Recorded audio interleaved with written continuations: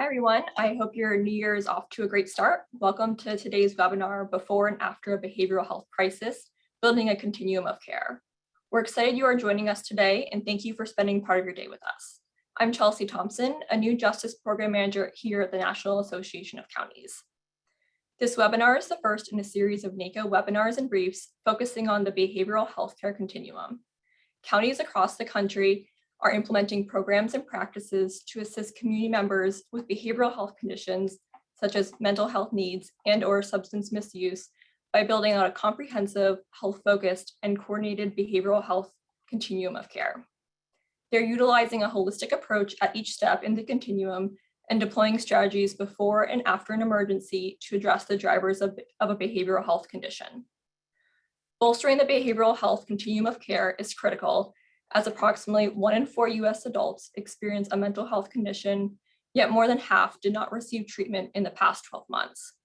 Furthermore, Asian, Black, and Latinx adults are less likely to receive counseling and treatment than their white, multiracial, and LGBTQ+ counterparts. Too often, jails and emergency rooms are the de facto mental health providers that sometimes lack the resources to effectively support people with behavioral health needs. Acknowledging this healthcare gap and the outcomes of the current level of service provision, counties are building up behavioral healthcare continuums to support people before, during, and after an emergency by providing them with someone to call, someone to respond, and somewhere to go, a framework developed by the National Alliance on Mental Illness. The National Council for Mental Wellbeing, NAMI, and SAMHSA have all recently published comprehensive reports and toolkits outlining the elements of the behavioral healthcare continuum that we'll share in the chat. To get a sense of the work you all are doing, a quick poll will appear on your screen asking what elements of the behavioral healthcare continuum your locality is currently implementing. And I'll give you all a few seconds to answer this poll that should be coming up on your screens.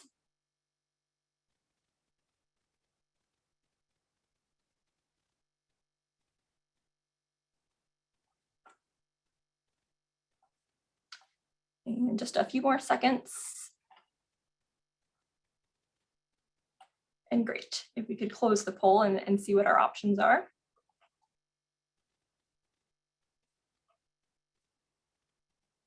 Great, so it's so exciting to see so much of the jurisdictions here on this call doing such amazing work in implementing pieces of the continuum. Joining us today, Dr. Monica Jindal, an assistant clinical professor of family medicine and psychiatry at the University of Iowa and the medical director at the Guidelink Center, will provide an overview of the behavioral healthcare continuum, the importance of helping community members before and after an emergency, and the role the Guidelink Center plays in Johnson County, Iowa. Dr. Jindal, thank you for joining us today. The Honorable Darcy Miller, the Commissioner for the Department of Social Services and Mental Health in Orange County, New York, will highlight the important work the county is undertaking. Darcy, we're so excited to learn more about your work.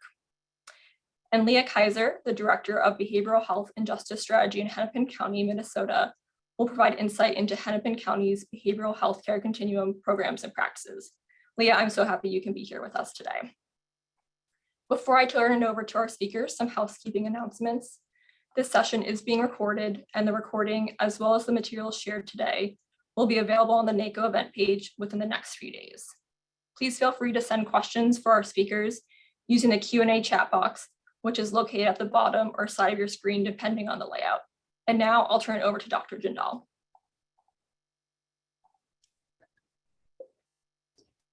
Hi there. First and foremost, thank you so much for having me. I am just really pleased to be able to talk to everyone today about some of the work that we're doing here in Johnson County and kind of how we got there.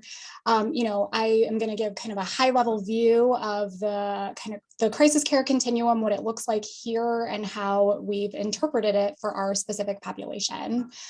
Next slide. So in our old model, and I think this is probably a really familiar model to a lot of folks, when somebody had a crisis, the default was to go to the emergency room. Maybe they could call the crisis center, and maybe the crisis center would send them to the emergency room. Maybe they'd call their provider at like a community mental health center. Oftentimes law enforcement would be called or involved, and everything was just kind of funneled through the emergency room. And then most people, I think at the time, something like 60% of folks would end up on inpatient hospitalization on an inpatient psychiatric unit. And, you know, there was maybe some peripheral involvement with substance abuse services or substance use disorder services, and maybe some peripheral involvement with like the homeless shelter and other social services. But it was really feeling like everything was, the center was really the emergency room and just the general emergency room for everyone. And so with, you know, feeling the crunch of not really having enough psychiatric beds to be able to sustain this model, we had some folks that were rethinking whether this was really the best way to be able to provide care to people, especially in a crisis. And so they developed a new vision. Next slide. And in the new vision, it built out some of the additional services. When you look at homeless and housing services, the crisis center, some of the strengthen some of the collaborations with law enforcement, with substance use disorder services, the community mental health center, even with primary care. So just drawing other services into this centralized access center model. So in the center, you see this access center that then has collaborations with these community organizations to best provide care for folks in the middle of a crisis. And so, and I actually forgot to mention this on the last slide, but also point this out here. I think a lot of folks, you know, that have law enforcement involvement end up in jail, when really that's probably not the best place for them to be to receive care, because really it's care that they need for mental health services and or for substance use services. So the idea for this access center was to be both an ER diversion, but also a jail diversion. So people were able to get the care that they needed in the moment in the crisis, so that we were able to mitigate some of the things that were happening before they got to a crisis moment, and so that we could provide some additional wraparound services or just additional services to them after the crisis as well. And so for us, you know, the crisis care continuum involved really strengthening some of these community partnerships, especially for that before, having a location for the during, and then strengthening some of the partnerships for the after a crisis. Next slide. So a little bit about how we got there. Or got here rather. This kind of starts at 2010, but I would say it probably started even before that. But all these community service agencies began meeting to improve the coordination of these systems of care. There was this recognition that something needed to be done differently. It actually came out of a jail diversion initiative, and then kind of continued to pick up steam from there as other organizations got involved. In January of 2016, a big group of folks, elected officials, law enforcement, and provider agencies actually visited the San Antonio Restoration Center in Texas. And so that resulted in continued planning and also crisis intervention training for our law enforcement. And then in 2018, Governor Reynolds cited access centers in her State of the State address and required that Iowa would have a minimum of 6. And so I think that really got the ball rolling even further in terms of hiring a project manager for this, purchasing the land, getting medical director myself and an executive director hired. And then we were able to open GuideLink Center, which is our access center, in February of 2021 with this gradual opening of services. Next slide.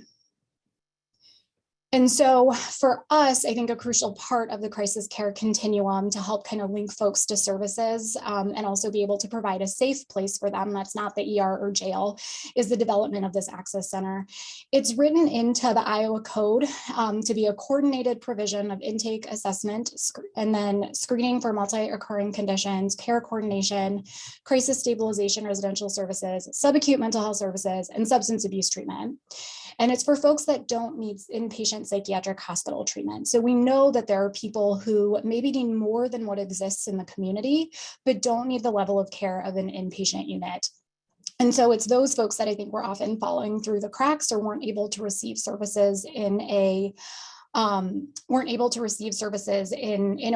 that met them where they were at. And so that was kind of what an access center was as it was written into code. Next slide.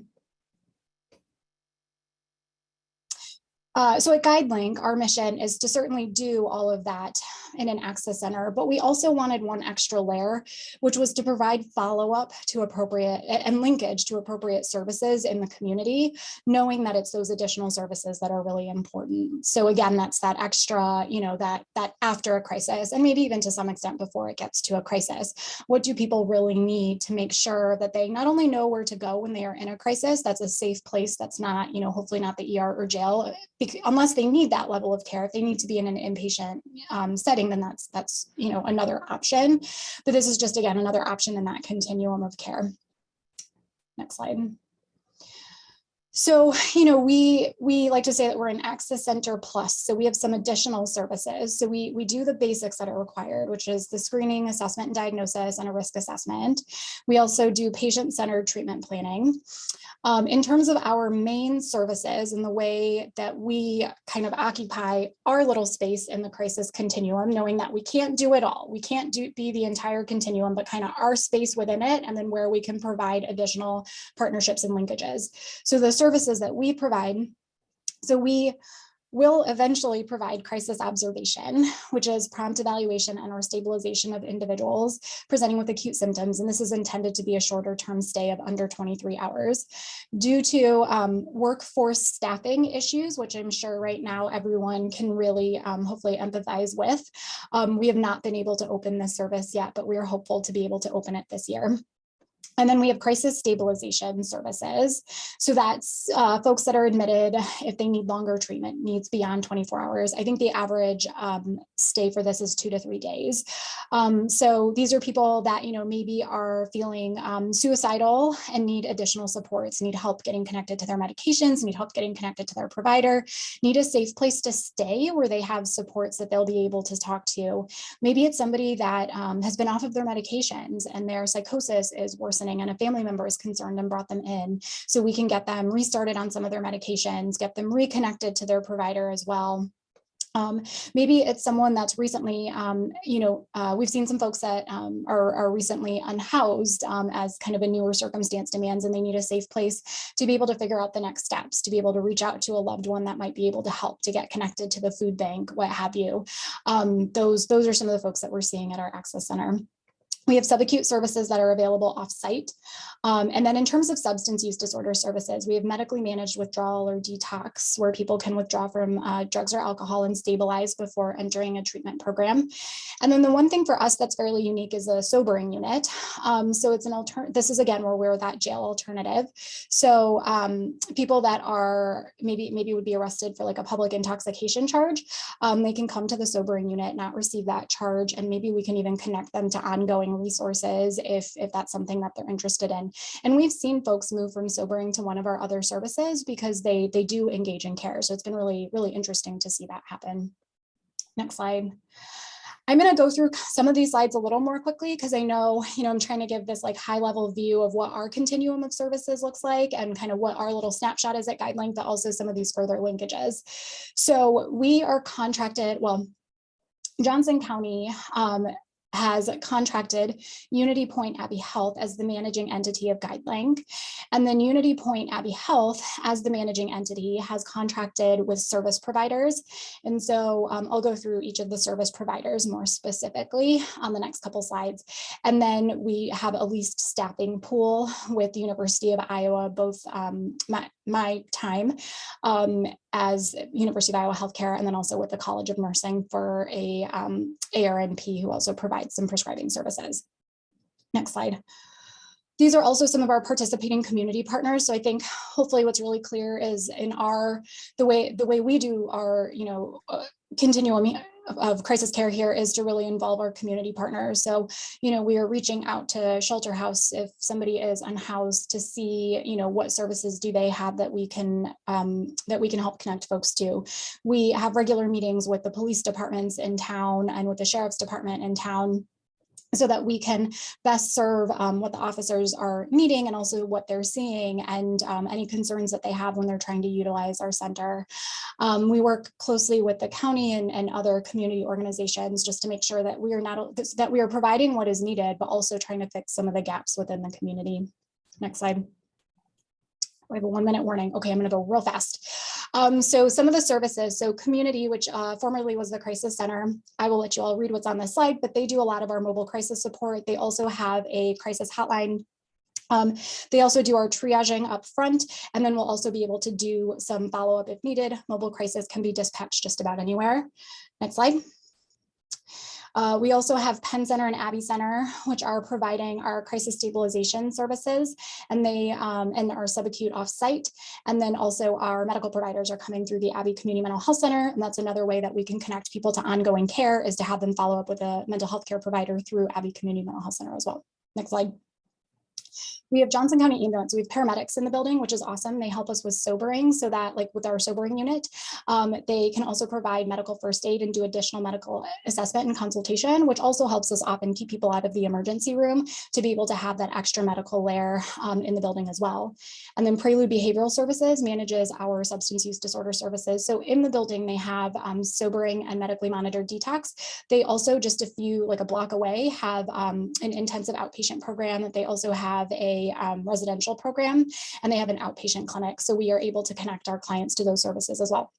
Next slide.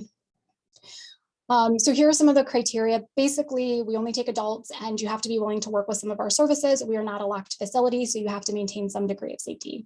Next slide, or next slide.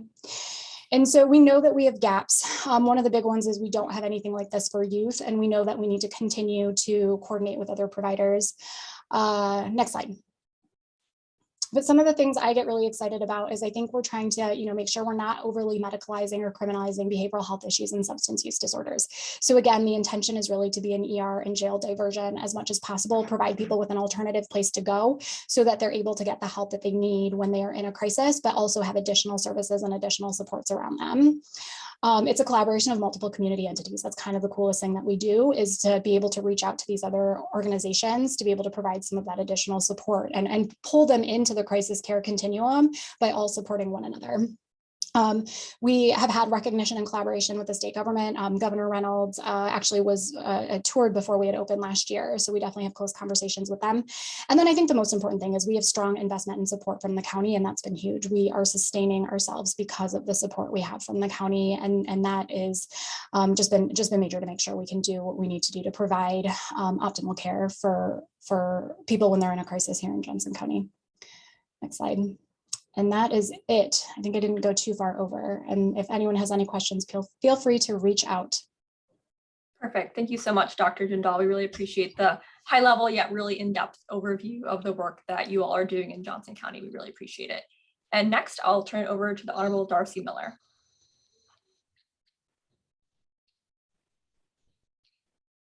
Good afternoon. Sorry, I don't see my face up there. So I loved hearing Dr. Jindal's presentation. I think we all have service envy when we hear someone else present their expert work. So it's very exciting what you've been able to achieve in Iowa, and we'd like to see that happen also. And I do empathize with you regarding workforce. I think across all of our systems, we're struggling through this pandemic with maintaining a workforce and having the prescribing hours available that are required to really run some of our programming. So in Orange County, I've been in county government since 1987. So 34 years in December, I hit 34 years. And I have to say, from the beginning to where we are today, it's been some exciting transitions. Mostly there are so many stakeholders at the table today that weren't there 10 years ago, 20 years ago, and certainly not 30 years ago. So we've come a long way. Next slide, please.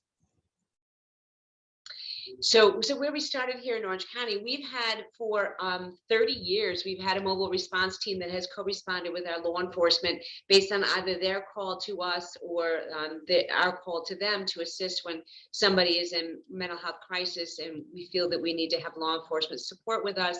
Otherwise, we go out independently. But we had 3 different numbers throughout our county to access 24/7 services. So 24/7 hotline number where you can get our mobile response team, which is licensed clinicians who went out into the field, mostly to stabilize and or to assess for lethality and have a voluntary, involuntary transport to our emergency rooms. And we had a helpline that was operated through another one of our agencies that included volunteer supports who answered that helpline 24/7 that may be turned over into the crisis hotline or may be resolved through those call takers. They also had a text for teen line. So we paid for all of these lines separately in county government.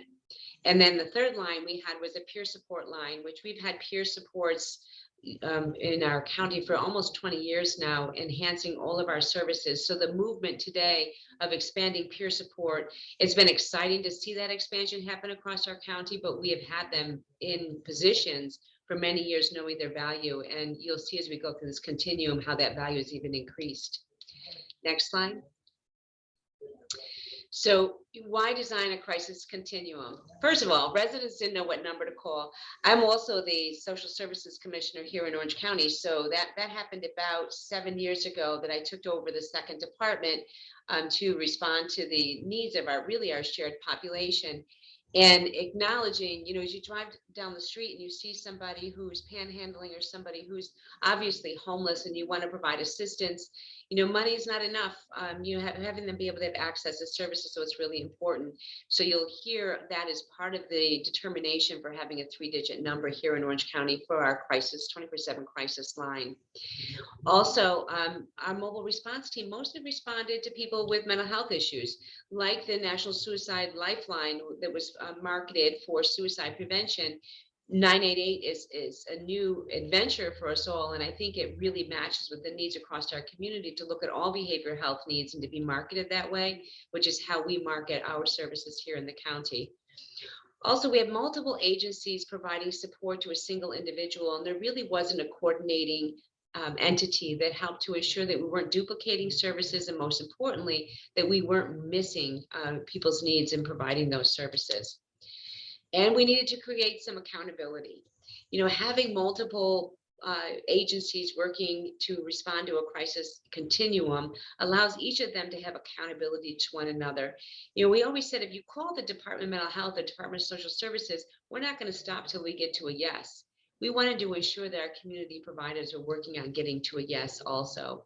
We have a umbrella practice here in the county that falls under our comprehensive continuous integrated system of care, which is a ZIA Partners effort to really acknowledge that we need to be a hopeful operation, that it responds to all the needs of an individual, expects complexity from those individuals when they come forward asking for support, and that we provide them those services that help them to actualize their dreams. And so across our agency continuum, we've had that practice in place for, I want to say, 7 years now. Everything that we do falls under those values and the vision and mission that was created under that umbrella philosophy. We also need to be sure that we aligned our crisis intervention services with the benefit guidance for Medicaid managed care organizations and providers. As some of our services here in New York State have become billable under Medicaid, our crisis services for those who are managed care, which has been a helpful additional funding stream, not as helpful as we'd like, but it is available. Next slide. We also, as you, I'm sure, those who are attending, those who are co-responding or co-presenting today are struggling under this opioid epidemic that really took a hold in our county. In about 2012, we developed a task force as we saw the numbers climbing of people who were dying due to fatal overdoses related to opioids. Began with prescription drugs and very quickly moved into heroin, and currently, fentanyl is the culprit that is really stealing so many lives. So we had done an extensive 6 lean project, bringing over 200 of our stakeholders together across the county and discussing, what our current system looked like, what our future system needed to look like in order to see a reduction in those number of fatalities, really with a goal of getting to 0 fatalities. And I have to say, Dr. Corey Waller, who was our facilitator and who is truly a guru in understanding the opioid epidemic and the hearts and minds of people that need to be changed in order to accept medication-assisted treatment as the gold standard for how you provide care. We were really making good progress, and then the epidemic hit, and unfortunately we're back to the drawing board of trying to reduce our fatalities once again, and having this collaborative response is really helping us to achieve that more quickly than in the past.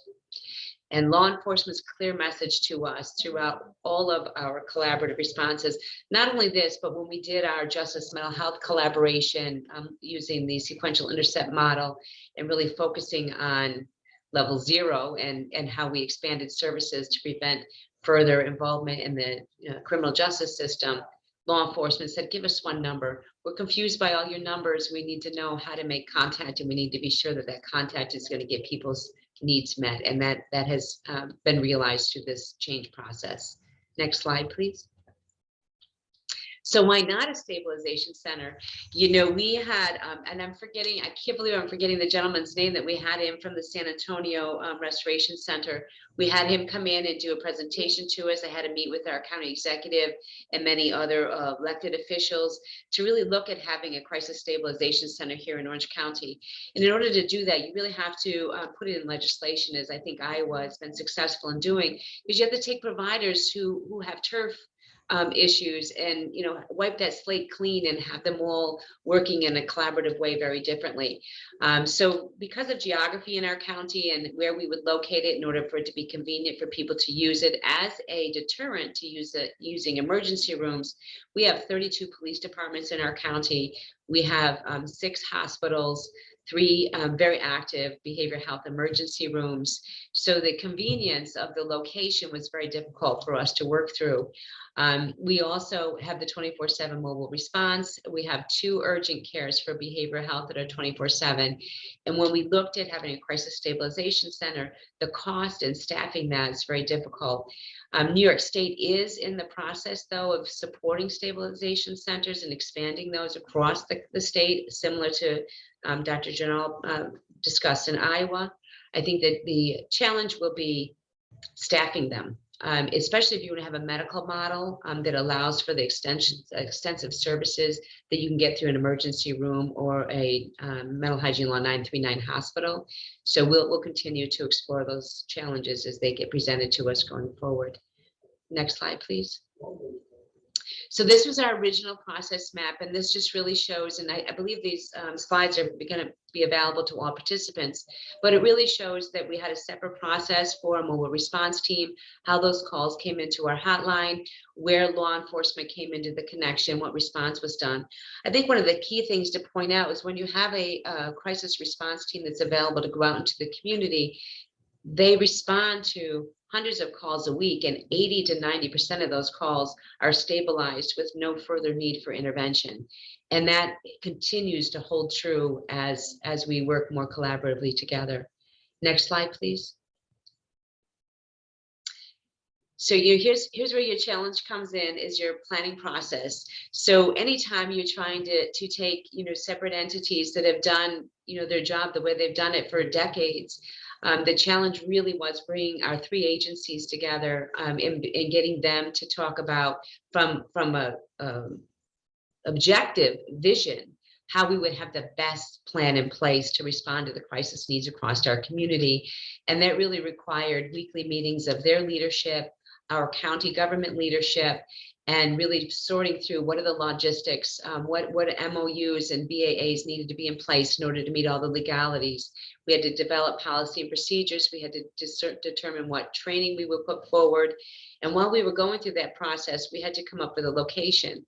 And fortunately, our county executive and the 911 Emergency Operations Center Commissioner, Brendan Casey, they were willing to come together and talk to us about co-locating with the 911 call center, which is located in our Emergency Operations Center. Our 911 call takers take the initial calls for many of our 32 police departments across the county. So it just made sense. We already had a 24/7 operation. We were professionalizing our call center to be able to take our New York's suicide prevention hotline calls, and also to be available for an expanded purpose throughout our county. We are currently working with our 911 call center to have an MOU in place that will allow them to transfer calls over to our 311 call center, which again is co-located with them using their equipment, as you'll see going forward. Currently, they are only contracted, in their process allows them to do emergency services. So that's police, fire, and ambulance. Adding 311 for behavioral health needs, I think, is really going to have a better response out in the community. Next slide, please. The challenges were many, establishing roles, relinquishing territory, mutual accountability, the legal issues, as I already mentioned, and billing and funding. Next slide, please.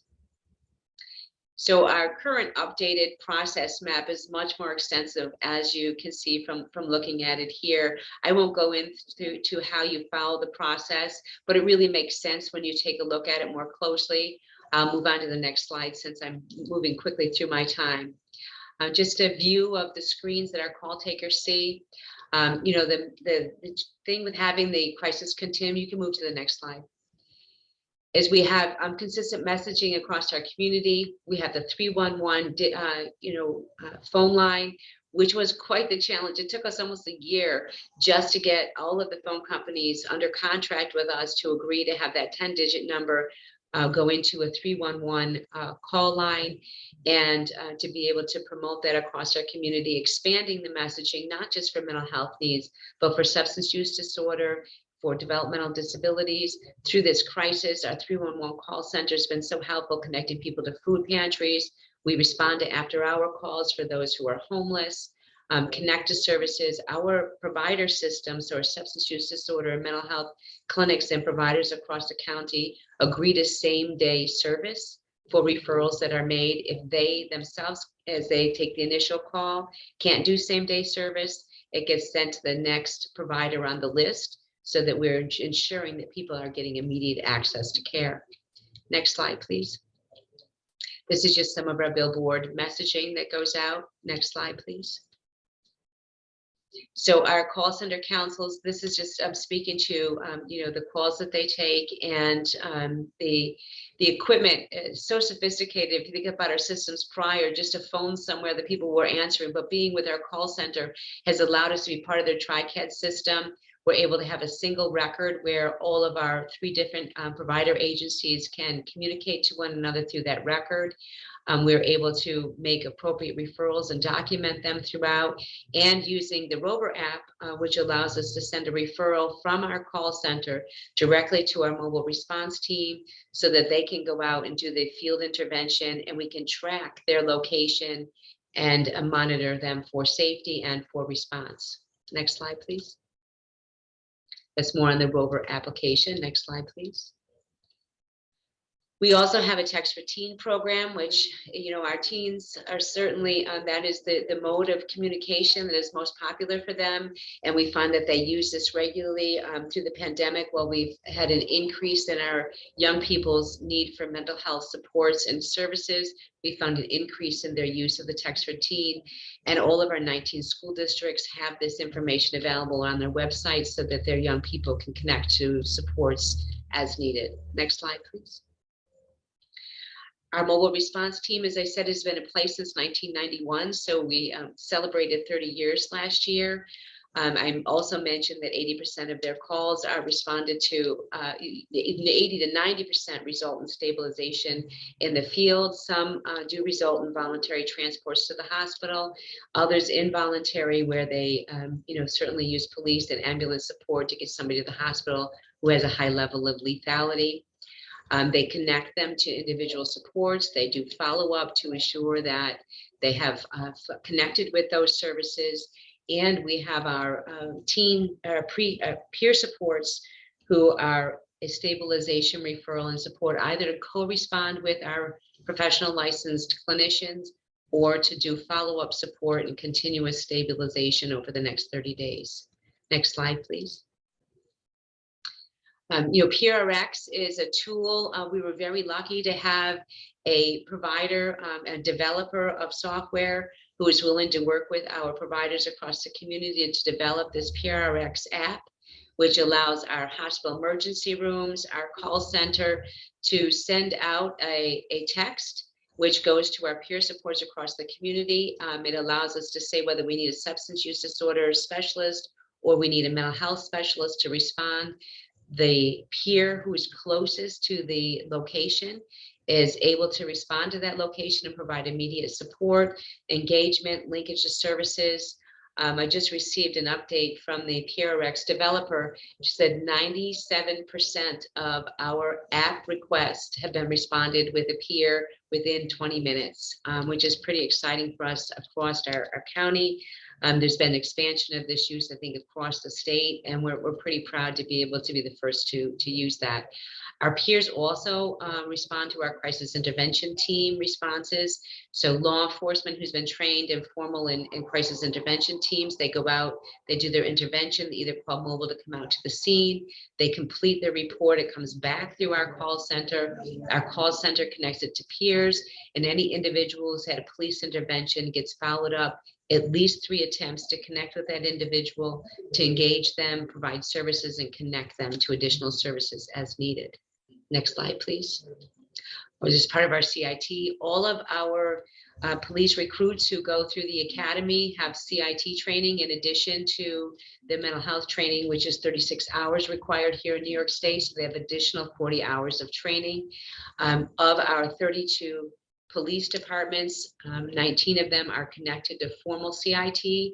We look to expand that to the full 32 so that we're getting those reports back. We're doing follow-up, and we hope to prevent the increased need for law enforcement to respond. I used to get calls from chiefs that said, I was out to see Mr. Smith. We've been out there 32 times in the past 2 months. Can you do something? I said, absolutely, we could do something. Next time, call me on the 3rd time, not the 32nd time. And we really have cemented those relationships with our police chiefs and our police districts. Next slide, please.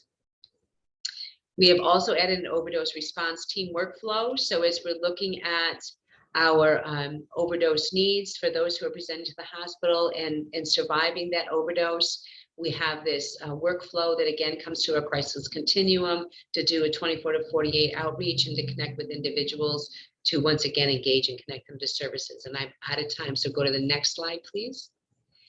And this is just a visual of what we hand out with our overdose response team. And next slide.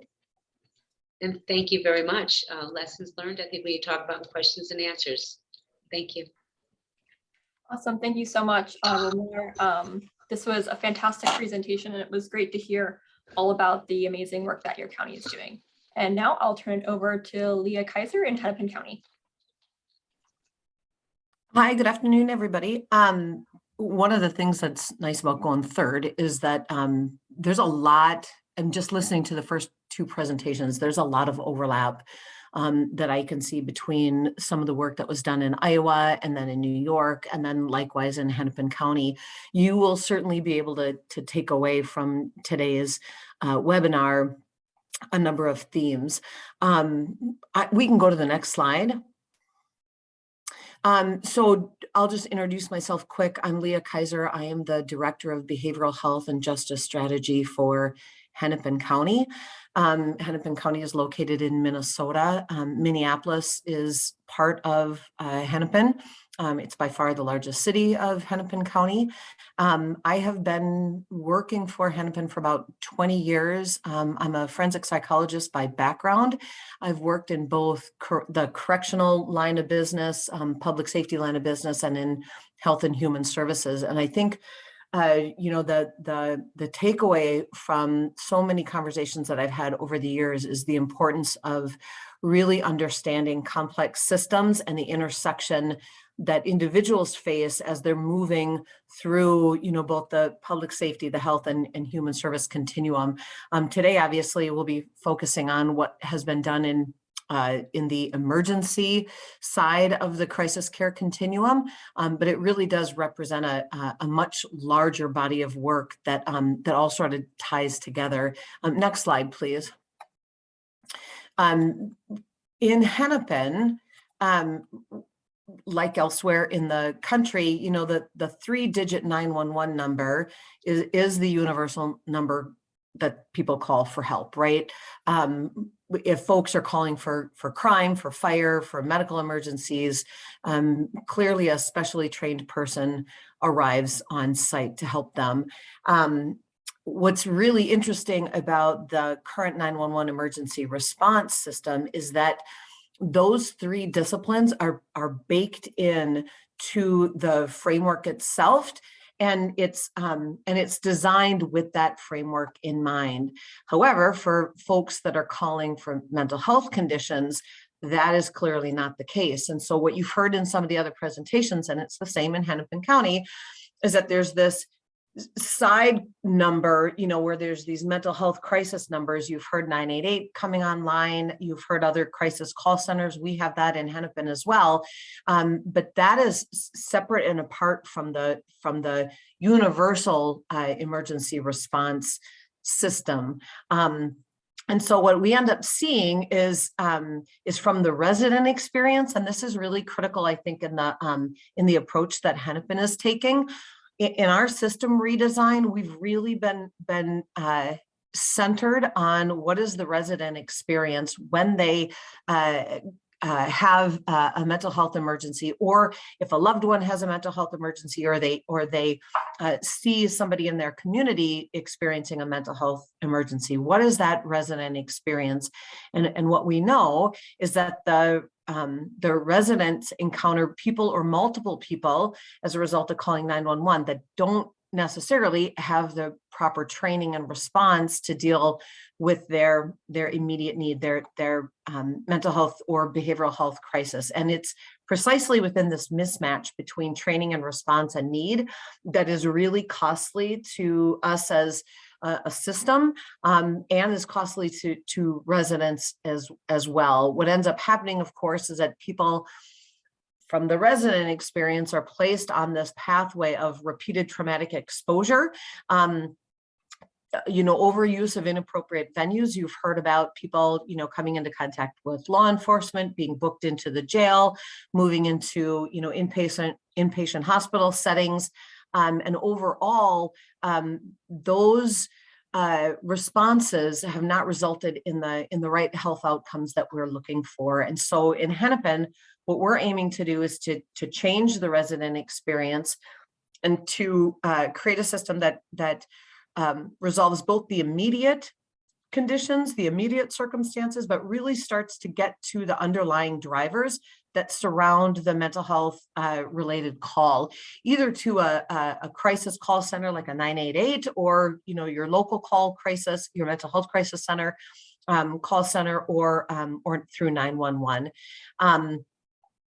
We in Hennepin want to make sure that we're really taking the system approach that quickly identifies their needs, made during one of these calls, matches the needs to the appropriate response, uses our resources effectively, and also offers this tailored response. You'll see as I go through the presentation that this work that is sort of categorized as behavioral health is really, really messy. There's a lot of complexities to it, and so we want to make sure that we have a tailored response that can meet the individual needs of that call. And then prevent the next call from occurring. So next slide, please. In Hennepin, back in, I think it was like 2016, we adopted the sequential intercept model as our framework for change. And here's where, I just wanted to call out that that this work around our emergency mental health response, or emergency response system, is part of a much larger county-wide strategy that is really addressing the entire continuum of our criminal justice or our public safety response, and where there's touch points across that system for folks that are living with mental illness or co-occurring disorders. When I first started in this work back in 2016, when we adopted the sequential intercept model, the model focused a lot on intercept 1, and then went through 2, 3, 4, and 5. And as we've evolved as our community and as our nation has started recognizing that really the upfront upstream interventions are more appropriate to try to divert people away from the public safety sector, the sequential intercept model itself has taken on what is now deemed as intercept 0. We're in Minneapolis. The impact of George Floyd in 2019 really changed our relationships with law enforcement, our community providers, our communities. And of course, then the pandemic, has had another significant impact on the work of this larger framework. But I will spend the rest of the time focusing specifically on the work that we're doing around intercept 0 and 1, just to highlight at, again, a pretty high level, the work that we've been doing in Hennepin County. There was a county board action that led to a 911 mental health task force, and the work that I'm going to describe is in direct relation to county direction. Next slide, please. You heard in the first two presentations a lot of conversation around the importance of multidisciplinary approaches, multi-agency collaborations. This is very true in Hennepin as well. When you zoom in to the very front of the sequential intercept model around intercept 0 and 1, you should note right away that at that front end of the system, you are working with your hospitals, your community agencies, your law enforcement, your courts, your human service agencies. And so it's really important to bring all those folks together to try to understand the implications. When I zoom out and I look at the larger sequential intercept model, I do that on a macro level. And I know that if I mess with one part of, in this case, if I make changes in intercept 0, I know it's going to have implications in intercept 3, 4, and 5 as well, right? When I do that on a smaller sector, the same holds true. So in the emergency response sector, if we make changes, and this definitely happened in Minneapolis, if we make changes in law enforcement and law enforcement response, you see immediate implications in our healthcare response. And same is true if there's changes in the healthcare response, you will see immediate impacts in our jail population, as an example. And so what we're looking at here is that there is this theme that what's really required is that we take a system approach. I've seen a number of jurisdictions across the country kind of go after system reform by service, from a service standpoint. And really what we want to understand is that because of the interrelatedness of health, human service, and public safety systems, it's really more than a collection of programs and services, that you really have to take this this approach of pulling together multiple systems to bring about your collective impact. And when you do that, you're going to find three things, and some of the presenters earlier spoke about this. You're going to find a greater likelihood of accountability through a governance structure that sets performance targets, incentives, and provides oversight. You're going to see collaboration, both among residents and partners and stakeholders, that supports kind of this culture of communication, this culture of problem solving and continuous improvement. This is not new work. We have recognized the problems in our systems for decades. You can trace it all the way back to the early 1900s. What's different about what I think is happening now on the system level is that by pulling multiple agencies and multiple communities together, you heard the presentation in New York talk about her history here, that we are really starting to reap the rewards of breaking down a number of silos that move into this new way of solving problems.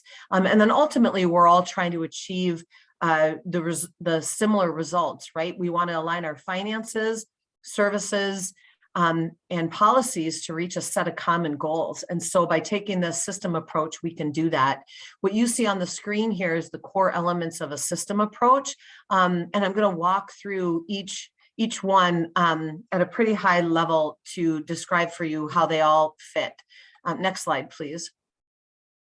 All right, so I mentioned, the most common way that our data shows people are calling for help for folks with mental health crisis continues to be 911.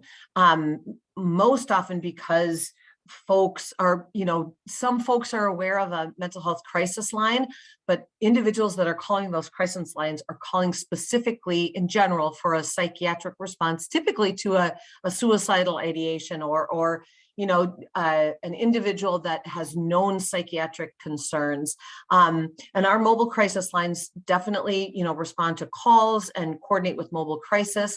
911 in general deals with a whole lot of other levels of callers where it could be mental health related, it could have violence, it could have homelessness, it could have substance abuse, it has a smattering of a variety of different needs. And so what we're trying to do is to link these two together.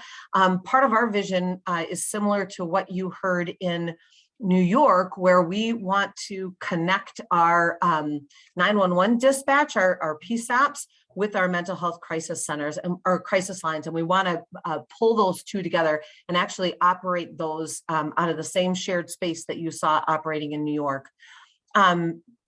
Next slide, please. The second component is our mobile response teams. We, like in Iowa and in New York, we have our mobile crisis teams. I would say that represents the column on the right, where somebody calls into a crisis line. We send a mental health professional. They tend to deal specifically with psychiatric emergencies. They will screen out folks with weapons or violence.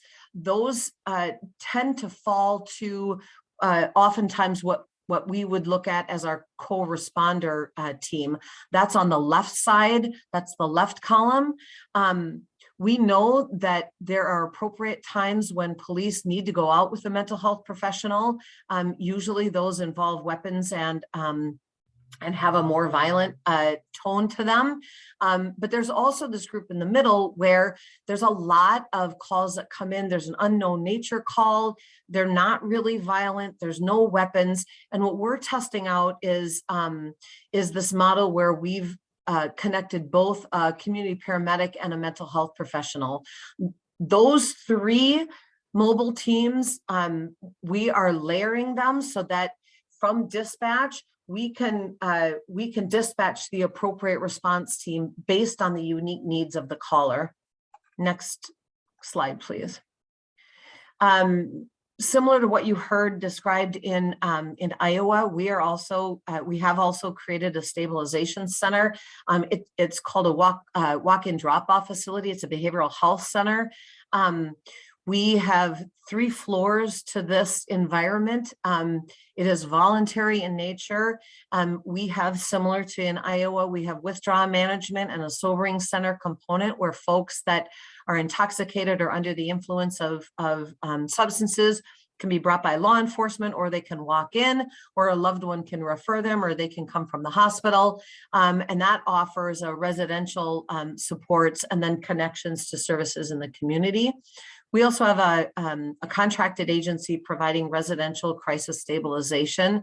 That is 16 beds. Our contracted provider provides short-term acute support for individuals in psychiatric emergency. And then we have this walk-in component where law enforcement, community connections, hospitals, people on the street, they can walk in and receive services either in lieu of going to the emergency department or for law enforcement in lieu of being brought to the jail. It really serves as sort of a gap where those other entities, so the hospital level of care, long-term services and supports, or jail bookings aren't appropriate to meet sort of the complexity of needs of individuals that are walking in off the street. And we can, address their needs both in the immediate, if they need to have some residential interventions and then connections to community supports, or if they just need for walk-in, stabilization, and then we'll stay with them for up to 180 days while we're making those connections into longer-term supports without the residential component.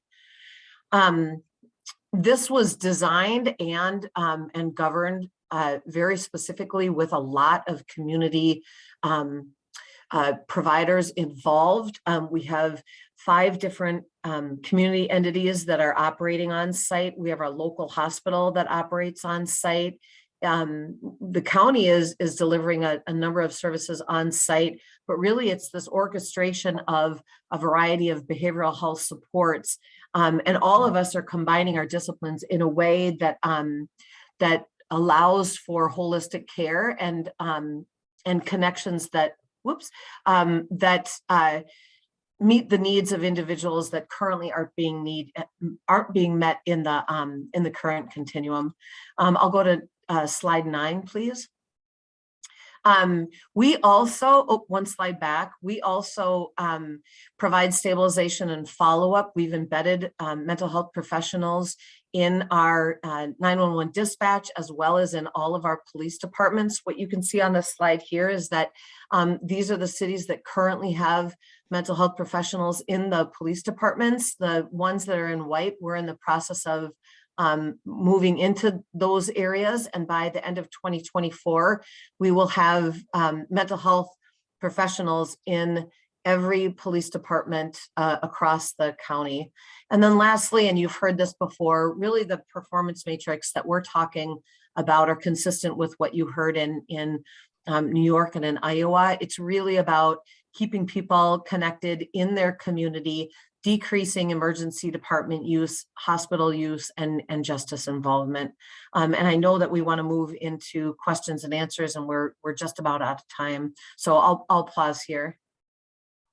Great. Thank you so much, Director Kaiser and Dr. Jindal and Honorable Miller, for all of your work and your presentations. I know it's really hard to fit in all this amazing work in 10 or 15 minutes, and I think it just shows the incredible amount that your counties and counties across the country are doing to support people before, during, and after a behavioral health emergency. As we all know that it's elements of across the continuum that are really going to support community members, and there isn't one single magic program or practice that's going to solve all of these needs. So if you have questions for our speakers, feel free to put them in the Q&A box, and we'll try and get through them as we can. We only have a few minutes left, but I did see one question that came in during Dr. Jindal's presentation talking about data, and if there's any data on the breakdown of people by race who are not receiving treatment because they won't volunteer for care because they lack insight, they are sick. Dr. Jindal, do you have any insight on that question? As you can imagine, that's a really hard population to try to capture any data on. I will kind of take a step back, I guess. So we are at our center certainly regularly collecting data for the people that show up.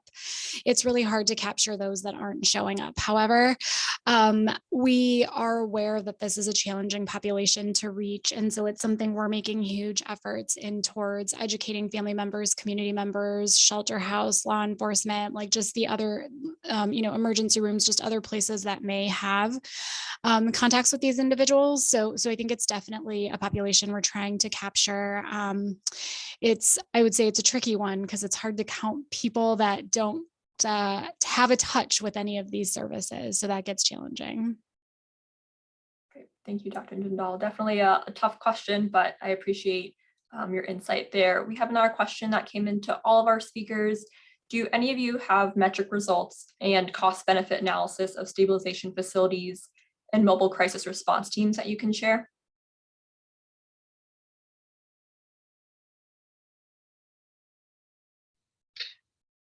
I would say we certainly have metrics. I think it's a cost benefit analysis that's a challenge, but you can make assumptions about some of those numbers. When you have 90% people stabilization and not using the emergency room, you certainly have significant cost savings there.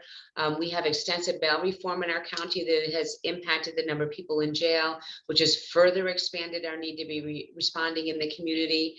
And we have great savings every day that's not spent in the local jail. So that is all county taxation savings connected to that intervention. And, I think overall, we daily get, or weekly, we get the statistics from our crisis continuum. So we're monitoring whether we have enough providers to meet the need, and also to, justify, it's, for Orange County, we have about 390,000 residents, much smaller than Hennepin County and then Iowa overall. But, we're spending almost 4 million on our crisis continuum. So when you're using a lot of county taxation to make that happen, you need to be sure that you are affecting positive outcomes for the people you're serving.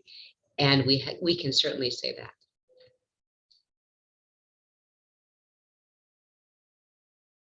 Great, thanks so much. So it looks like we are up at the top of the hour right now. So I just want to thank Dr. Jindal, Director Kaiser, and Honorable Miller. Thank you so much for joining us today. It was a great conversation, and I so appreciate all the insight that you've provided. The next webinar in this series, entitled Investing ARPA Funds in Behavioral Health Crisis Response, will be on Tuesday, February 22nd at 3 p.m. Eastern, and you can find the link for that registration on NACo's event page.